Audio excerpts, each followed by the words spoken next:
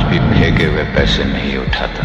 दोस्तों, कभी कभी इतिहास सिर्फ मेहनत से नहीं बनता, कभी कभी इतिहास एक आवाज से बनता है। डॉन को पकड़ना मुश्किल ही नहीं, नामुमकिन है। एक डायलॉग से बनता है। रिश्ते में तो हम तुम्हारे बाप होते हैं, नाम है शहंशाह। और कभी कभी एक भरोसे से बनता है, जो दुनिया से पहले किसी एक इंसान को आप पर होता है। और आज की ये कहानी उस भरोसे की है, जब सोमेन राज कपूर ने एक संघर्ष कर रहे लड़के को देखकर कहा था, एक दिन ये लड़का पूरी इंडस्ट्री पर राज करेगा। जानते हैं दोस्तों, वो कौन था लड़का? उस लड़के का नाम था अमिताभ बच्चन। दोस्तों, आज हम अमिताभ बच्चन को शहंशाह, बिग बी और सदी का महानायक जैसे कई नामों से जानते हैं, लेकिन एक वक्त ऐसा भी था जब उनके नाम के आगे सिर्फ एक शब्द जुड़ा हुआ था, फ्लॉप हीरो।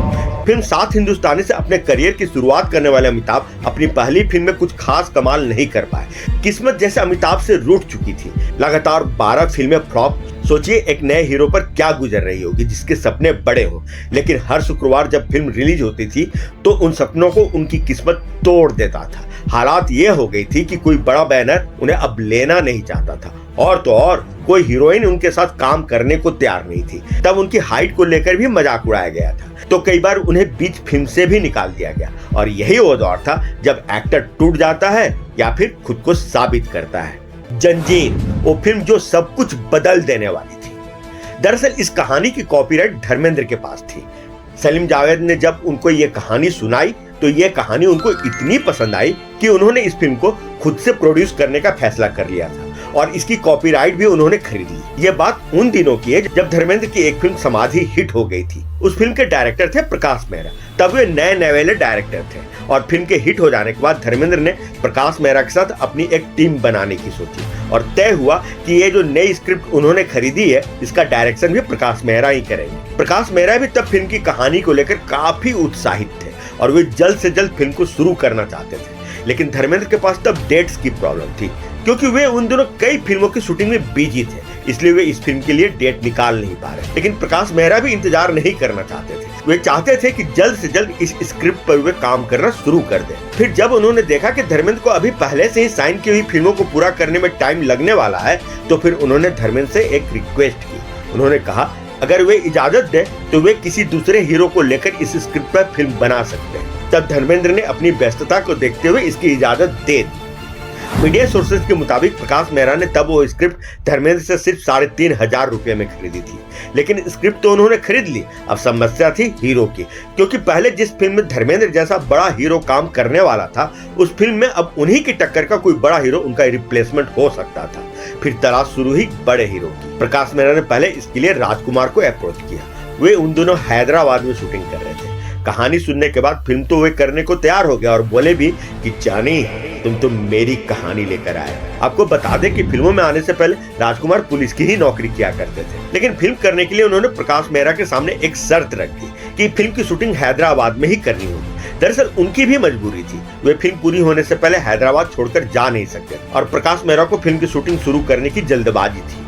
अब यहीं पर मामला फंस गया, क्योंकि प्रकाश मेहरा फिल्म की शूटिंग मुंबई में ही करना चाहते थे। उनको लगता था कि फिल्म की कहानी का बैकग्राउंड मुंबई है, तो इसकी शूटिंग मुंबई में ही होनी चाहिए। फिर वे देवानंद के पास गए, लेकिन देवानंद ने जब वो स्क्रिप्ट सुनी तो उन्हें लगा कि फिल्म में तो कोई गाना है ही नहीं, और उन दिनों उनकी इमेज म्यूजिकल रोमांटिक हीरो की थी, इसलिए उन्होंने फिल्म में काम करने से साफ मना कर दिया। फिर तभी एक दिन प्राण साहब का प्रकाश मेहरा के पास फोन आया कि एक लड़का है, अमित नाम है उसका, नया है लेकिन दम है, तुम चाहो तो उसे देख सकते हो। दरअसल उन्हीं दिनों महमूद की फिल्म बॉम्बे टू गोवा चल निकली थी। फिल्म तो हिट नहीं हुई थी, लेकिन ठीक ठाक कमाई कर गई थी। प्रकाश मेहरा फिल्म के राइटर जावेद अख्तर को साथ लेकर पास के एक थिएटर में फिल्म देखने चले गए। फिल्म में अमिताभ तो उन्हें कुछ खास नहीं लगे, लेकिन जैसे ही एक सीन आया जिसमें अमिताभ बच्चन का शत्रुघ्न सिन्हा के साथ फाइट होने ही वाला था, उस मोमेंट में अमिताभ बच्चन का जो बॉडी लैंग्वेज था, जो फेशियल एक्सप्रेशन था, उनका जो उस वक्त का कूल एटीट्यूड था, वो प्रकाश मेहरा को भा गया। फिर उनके मुंह से निकला, मिल गया, मुझे जंजीर के लिए हीरो मिल गया।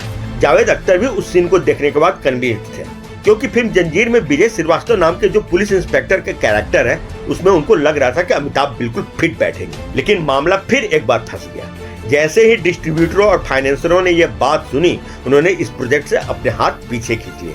उनको अब ये रिस्की प्रोजेक्ट लगने लगा, क्योंकि अमिताभ बच्चन पर तब तक एक फ्लॉप हीरो का ठप्पा लग चुका था, और जो फाइनेंसर थे वे किसी फ्लॉप हीरो पर रिस्क लेना नहीं चाह रहे थे। फिर मरता क्या नहीं करता, प्रकाश मेहरा ने फिल्म को खुद से प्रोड्यूस करने की ठानी, क्योंकि वे फिल्म की कहानी को लेकर इतने कन्विंस्ड थे कि उनको लगता था कि फिल्म जब बनकर रिलीज होगी तो जरूर हिट होगी। फिर उन्होंने फिल्म को बनाने के लिए अपने घर और पत्नी के गहने तक गिरवी रख दिए। लेकिन बाधाएं और अड़चनें अभी खत्म होने का नाम नहीं ले रही थी। अब जो अगली अड़चन थी वो थी हीरोइन को लेकर, क्योंकि तब कोई बड़ी हीरोइन अमिताभ के साथ काम करना नहीं चाहती थी। और फिर जब कई हीरोइनों ने मना कर, तब प्रकाश मेहरा ने अमिताभ बच्चन को फिल्म में काम करने के लिए जया भादुरी को मनाने के लिए कहा, क्योंकि जया उन दिनों बड़ी हीरोइनों में गिनी जाती थी और उनका अफेयर भी उन दिनों अमिताभ के साथ चल रहा था। फिर जया ने सिर्फ अमिताभ के कहने पर फिल्म में काम करने को अपनी राजी दे दी। जंजीर एक नई शुरुआत। जंजीर बनकर रिलीज हुई, लेकिन फिल्म पहले हफ्ते बिल्कुल भी नहीं चली। प्रकाश मेहरा अब निराश हो चुके थे, क्योंकि उनका घर बार सब कुछ दांव पर लग चुका था। लेकिन तभी एक दिन उनके ऑफिस में कोलकाता से फोन आया कि यहाँ पर फिल्म हिट हो चुकी है, टिकट खिड़की पर लोगों की लाइन लगी है और लोग बार बार फिल्म देखने के लिए आ रहे हैं। फोन उनके दोस्त ने उठाया था और उन्होंने फौरन इस बात की खबर प्रकाश मेहरा को भिजवाई। और फिर जो हुआ उसके बाद की कहानी सबको पता है। अमिताभ अब स्टार बन चुके थे, उनको उनकी पहली सोलो हिट फिल्म मिल चुकी थी। जो इंसान कल तक फ्लॉप था वो आज इंडस्ट्री का एक बड़ा स्टार बन चुका था।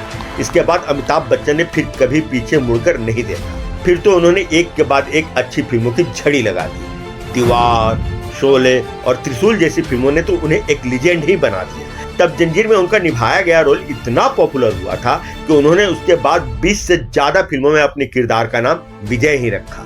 राज कपूर की भविष्यवाणी जो सच हो गई। अब आते हैं इस कहानी की सबसे दिलचस्प पहलू पर।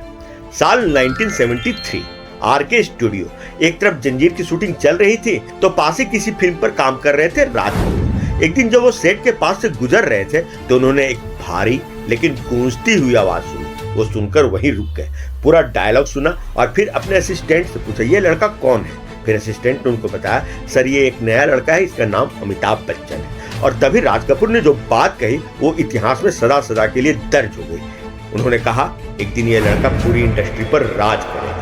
और ये अब बताने की जरूरत नहीं कि राज कपूर की भविष्यवाणी किस हद तक सच हुई। इसे कहते हैं पारखी नजर, जो कि राज कपूर के पास थी। तो दोस्तों ये थी कहानी अमिताभ बच्चन के शुरुआती दिनों की, जब वे संघर्ष कर रहे थे, जब उन्हें कोई काम नहीं दे रहा था, जब कोई बड़ी हीरोइन उनके साथ काम करने को राजी नहीं थी। तब उन्होंने कैसे सिर्फ अपने टैलेंट के बल पर अपनी किस्मत की बाजी पलटी।